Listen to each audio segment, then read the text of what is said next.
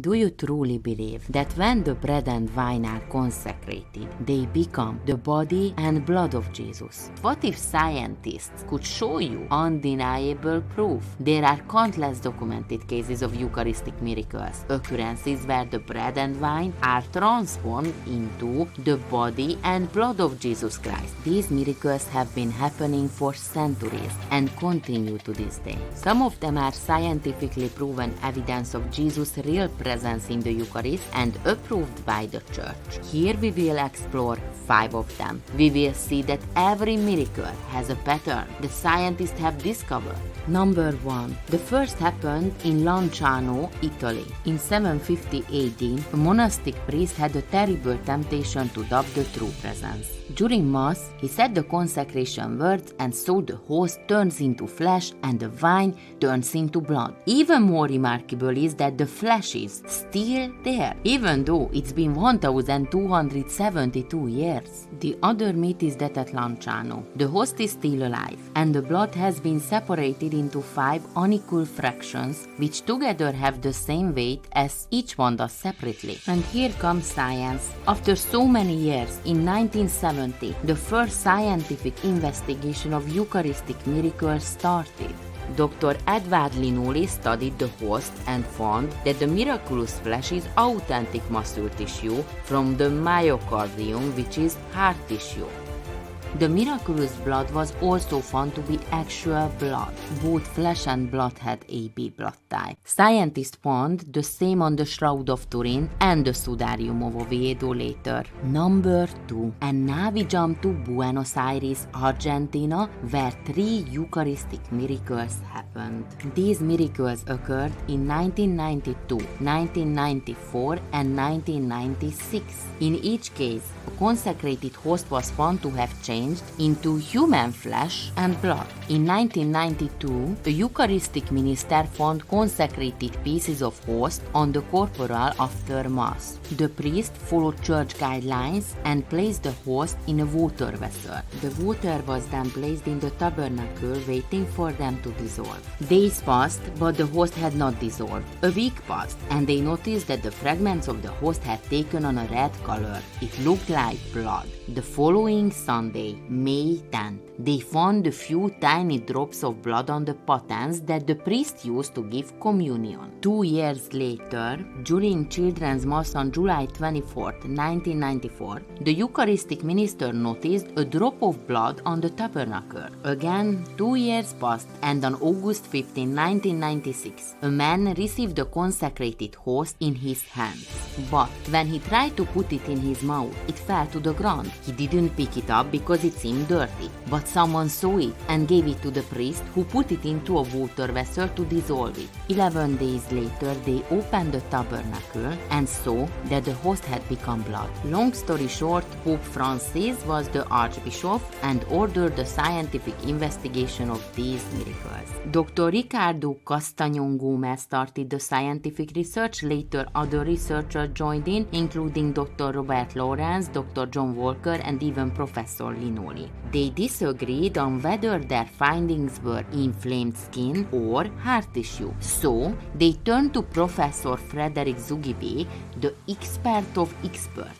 His reputation was so strong that even Dr. Lawrence admitted the flesh is heart tissue. So, Professor Zugibe was not informed of the history of the material. Dr. Zugibe concluded it was a heart muscle tissue from the left ventricle.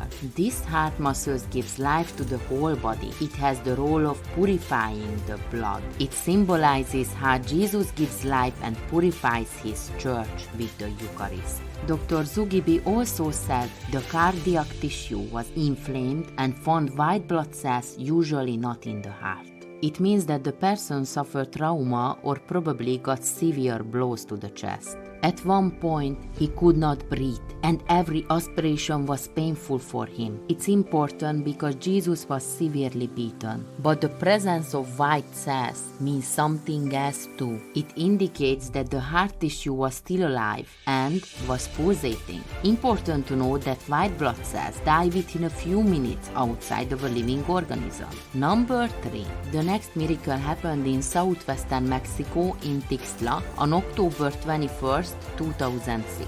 Father Leopold Rocco and Father Raimundo Reina Esteban celebrated the Mass. Two nuns were helping in the distribution of the Eucharist. When they were giving communion, one sister started to cry. They noticed that the host bled. Again, they ordered scientific investigations. Dr. Eduardo Sanchez Lazo found that the host bled from inside, like a wound. This eliminates the chance of fraud. Furthermore, the blood was a fresh human AB blood. Sounds similar, right? The tissue was an already mentioned heart muscle called myocardium, which was still alive. The cardiac tissue dies after 48 hours, but not this one. Number 4. It happened in Sokolka, Poland. On October 12, 2008, consecrated host was fallen on the ground during the distribution of communion. The host was then placed in water and the tabernacle to dissolve. A week later,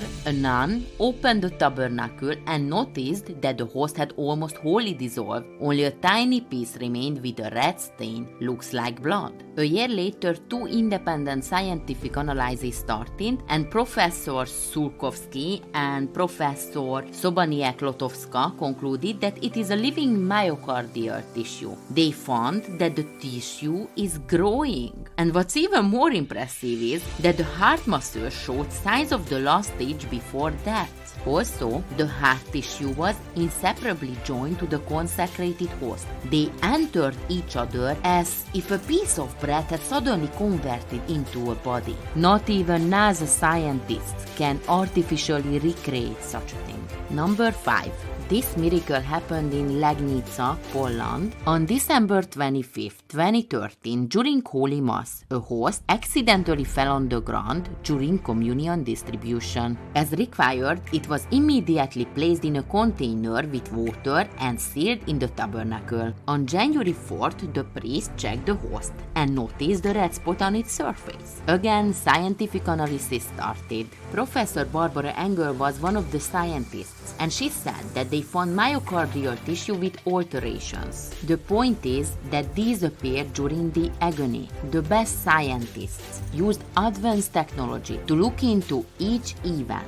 Sometimes the doctors didn't even know where the material came from. Still, they found the same results. Every time a medical test has been done on a Eucharistic miracle, it turns out to be heart tissue. This heart tissue gives life to the whole body and still pulsating, but it is at the final stages of death. Interestingly, the Eucharistic miracles had fresh AB blood, known before the shroud or the Sudarium of Oviedo was studied.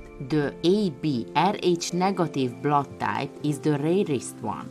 Human DNA was found, but the quantity wasn't enough for further DNA analysis. Even though it had been years since the miracles, the white blood cells were still alive, which should die outside the living body within minutes. The blood in all Eucharistic miracles contains proteins, showing elevated metabolism, which happens during a traumatic event.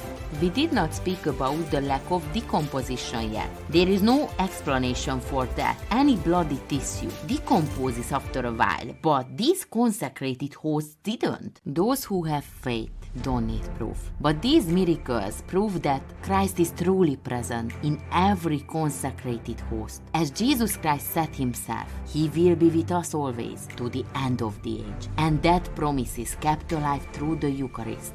If you like this video, please smash like and share it. And if you want to see more videos like this, consider subscribing. God bless you all.